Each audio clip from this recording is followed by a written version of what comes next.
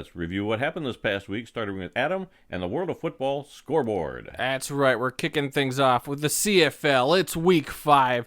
We had Labor Day weekend games, so buckle in, everybody. Yeah, big tradition up there. Big tradition. And it started off on Friday with the Montreal Alouettes pretty much kicking the tar out of the Ottawa Red Blacks, 51-29.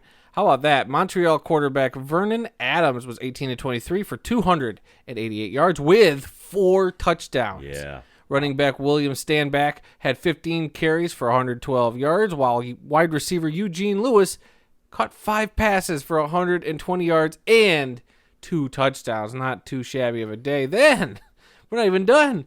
Wide receiver Jake Winkie had 7 receptions for 118 yards and also 2 touchdowns. Yeah. While defensive lineman Almondo Sewell had 1 rush for 1 yard and a touchdown. Yeah. Playing the role of William the Refrigerator Perry it was up like there. the fridge going in there. Big number 90. They lined him up as a fullback and handed him the ball on the 1 yard line, and he got to score a touchdown. You can do that when you're beating your opponent pretty bad. Yeah, they certainly were. Had to feel good being an Alouettes fan Friday night. But on the other side of it, Ottawa quarterback Dominique Davis was 23 of 33 for 291 yards, threw a couple of touchdowns, but he also threw a couple INTs. Yep. So bit of a rough day for the Red Blacks on Friday. Yeah. Then we had to wait a day because Sunday was when we got our next action in the CFL. The Winnipeg Blue Bombers pretty much put a handle on the Saskatchewan Roughriders 23-8. The 2 best records in the CFL went at it.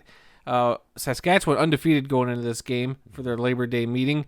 Winnipeg quarterback Zach Caleros was 19-27 for 245 yards and a touchdown. He looked good. He was also running the ball quite a bit when we were watching it. Then running back Sean McGuire ran 3 times for 3 yards and had 2 touchdowns. Yeah. What a nice day. You touch the ball 3 times, you get 2 touchdowns out of it. There you go. I mean, we can only wish that we could do that. Really. And then Saskatchewan quarterback, my favorite quarterback in the CFL right now, did not have a great day. Cody Fajardo was 23 of 39, 211 yards, no touchdowns, but he threw 3 interceptions. So, a very bad day. Yeah, for Saskatchewan Cody had a Fajardo. pretty rough game there. I think they came off that bye, so I think it was a bye. I could be wrong. It's been a minute. But regardless, I mean, no excuse. What a rough game for Saskatchewan there. Yeah, this was the 57th Labor Day meeting for these 2 teams. They've got 3 games that are all Labor Day classics, and they're all the same matchup every year.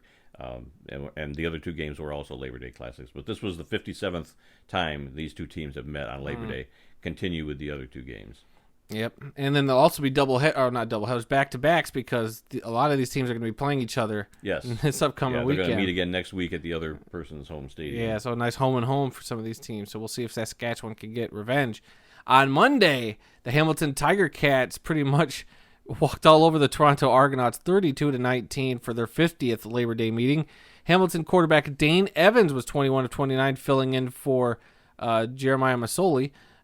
21 of 29 for 248 yards and 2 touchdowns, while defensive back Frankie Williams had a 67-yard punt return for a touchdown. How about that? That was a nice play. I watched the replay on that. Yeah. That was nice. Too bad for my Argos, but I mean, I also do like seeing Hamilton. I know it's a weird conflicting thing because we like Hamilton and we like Toronto, but they're super big rivals. Oh, yeah. But this is also the 7th straight Labor Day win over the Argos for... is it 7 straight, or is it 7 straight just at Tim Hortons Field? No, that's 7 straight. So they home and away. Okay. Because I think since they've had that stadium built, Argos have not won there on Labor Day. Well, so I saw a big old poster in Hamilton somewhere where they said, "Hey Argos, it's 7 straight losses, something like 7 straight losses in Tim Hortons Field or whatever it's called." The stat I saw said that this was their 7th straight Labor Day win over the Argos. Okay, then. So we had that game, and then the second of the doubleheader on Monday's Labor Day games, the Edmonton Elks took out the Calgary Stampeders 32-20 for their 60th Labor Day meeting. Edmonton quarterback Trevor Harris was 31 of 41 for 398 yards passing with 4 touchdowns. Then you had wide receiver Mike Jones with 4 receptions and 107 yards with a touchdown. Then Calgary quarterback Jake Mayer was 29 of 46 for 328 yards and a touchdown, with Calgary wide receiver Kamar Jordan getting 9 catches for 123 yards. So Mayer's still filling in for the injured Bo Levi Mitchell. Yeah, he's doing a good job. I mean, this is his 3rd straight game with over 300 yards passing. He's lost 2 of them, but he's slinging it. He is really playing. I mean, he puts up decent stat lines, but the decent stat lines don't always get you the wins. So. Right, exactly. And then on bye this week, we have the British Columbia Lions, whose next game will be home against the Ottawa Red Blacks. So that should be an interesting matchup. Those 2 teams could definitely use a win. And then we're going to jump over into the standings. In the West, Winnipeg jumps up top with a 4-1 record, followed by Saskatchewan at 3-1. And remember, these 2 teams will play each other again this week. Edmonton and British Columbia sitting at 2-2, with Calgary rounding out the bottom portion with a 1-4 record. And then we're going to move on over to the East, where it's Hamilton taking the top spot right now, technically, even though Hamilton, Montreal, and Toronto all sit with 2-2 records, followed by Ottawa at the bottom with a 1-3 record. You're only 1 game out of first place in the East, so yeah, you may be in the bottom, but the top is not very far. That East is pretty tight, and then I mean for Hamilton and Toronto, that rematch will be a big one this upcoming weekend. Yeah. So we've seen Toronto bounce back. They had that home with Winnipeg, where they lost the first one, won the second one. So we'll see what happens. And then a little bit of CFL news before we move on, since it's the lone CFL news we have this week. The canceled Elks and Argos game from last week is rescheduled now for November 16th. So that'll be 3 games in 7 days. Saturday, November 13th at Saskatchewan. I assume this is all for Edmonton? Yeah. Okay. Yeah.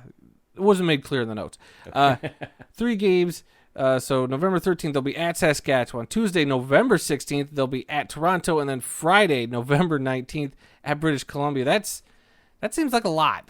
Well, all they did was they just pigeonholed this rescheduled game with Toronto between 2 other games. That's why they're playing 3 games in 7 days. I'm surprised the players union let this happen. It was either that or forfeit the game and not get paid. So they're going to play and get paid. Well, there you go. That's they had a regular scheduled Saturday game, and now they're going to pigeonhole this game on a Tuesday night, and then they're going to play Friday. Man. And all 3 are road games. That's going to be a rough stretch for Edmonton. Yeah, no kidding. Wow. All right, speaking of rough stretches, the rough stretch to get to the United Bowl is almost over. Because nice transition. Yes, because the Indoor Football League played its semifinal round of playoff games this past weekend to determine who will go to that United Bowl championship game. On Saturday, we had the Massachusetts Pirates take out the Frisco Fighters 43-22. Boy, I thought this game would be a lot closer. Yeah, I did too. It was in Massachusetts. Massachusetts we figured real well lately. I figured Massachusetts would still get the win, but man, I thought the Frisco Fighters would, pardon the pun, show a little more fight. Yeah. But alas, I mean, congratulations to the Pirates. We've talked about them for several weeks, how they've jumped from the NAL to the IFL and just pretty much dominated. Yeah, I think that gives them like 9 wins in a row now. Yeah, that makes me consider them very likely winners of the United Bowl at this point. But their opponent was decided on Sunday as the Arizona Rattlers narrowly escaped the Duke City Gladiators 58-55 on a missed field goal in the closing seconds for Duke City. What a heartbreaking thing. Because Duke City, they returned the last kickoff return.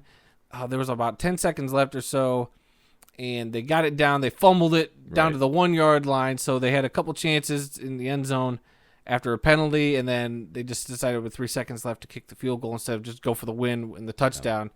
And that bites them in the butt, and wide. I forget if it went wide right. I think it was wide left, but wide right or left. Regardless, the home fans in Arizona erupted into glee as the Arizona Rattlers escaped. Yeah, Arizona should have lost that game. And we thought they'd win going away. I mean, Duke City was a very tough out that whole game. Yeah, the 5th seed? They were the 5th seed. They were up at halfime. It was a close game all game long because you kept checking the scores on your phone, and it was close, like no more than a touchdown difference all game long. Yeah. So it did come right down the end. And what's funny about this is that you were watching this. You watched the end of the game on your phone. Yep. Because we were sitting on the couch. You pulled out your phone, and we watched that last couple of plays happen. And then we had the CFL. We had CFL game. We had a CFL game, and we had college football. Yeah, when we were watching the Notre Dame game that night. It might have been. So We had CFL, we had college, we have indoor league playoffs going on. It was great. Hey, it's always fun to get together and watch football on every screen imaginable. That's right. I mean, we could have probably had a few more phones out to watch more stuff. So Maybe. But yeah, so that sets up the United Bowl 2021 matchup with the Massachusetts Pirates traveling to Arizona to play the Rattlers. That game will be this upcoming Saturday, I believe. Sunday. I've got it in Or Sunday. at the bottom. Maybe it's Sunday, 5 o'clock Central Standard Time, I believe. Yeah, Sunday, 5 o'clock Central Standard Time. So, yeah, check it out. It should be on YouTube, if not on that Stadium. I don't know if that Stadium Sports Network will have it on there or not. But I don't know about that. Regardless, we have our matchup. Should be an interesting one. I think the Pirates, don't sleep on the Pirates. Yeah. Arizona, despite being the number 1 seed, the Pirates the number 2 seed. I think the Pirates have a shot. Yeah, I mean, if Arizona struggled against Duke City, what are they going to do when the number 2 seed comes to town just a week later? So it's anybody's game. Up until this last week, I would have said Arizona was going to win this thing walking away. Yep, but I would have too.